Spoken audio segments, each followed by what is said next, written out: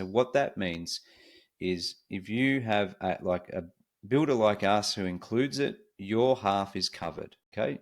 Not the neighbour's half. So in the event that we can't get a hold of your neighbour and they can't contribute their half of the fence, you will be paying for their half separately, which is not priced up front.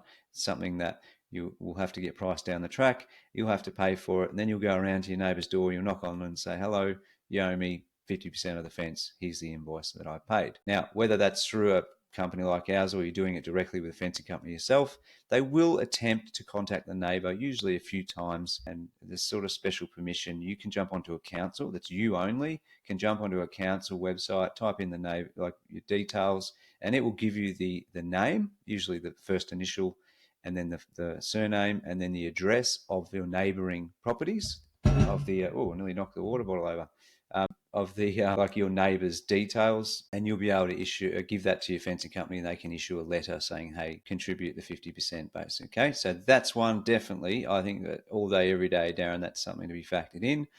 If fencing's already up, you can expect that knock on your door instead. Okay, so just be mindful of that.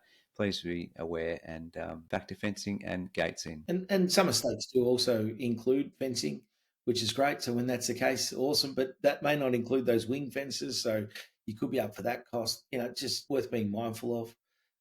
The other bit I was going to say with your fences is there is definitely an obligation upon the person who owns that block to pay for their half share, but there is a process to follow. So you do have to you can look up fencing regulations and they'll tell you what that process is to make sure that you've notified them that you want to put the fence up and stuff. If you go and build a whole brick fence down the whole sideway of your house and they were just happy with a timber paling fence, well, you're paying for everything other than a half share of a timber paling fence, right? So Hmm. you've got to be mindful of what those things look like.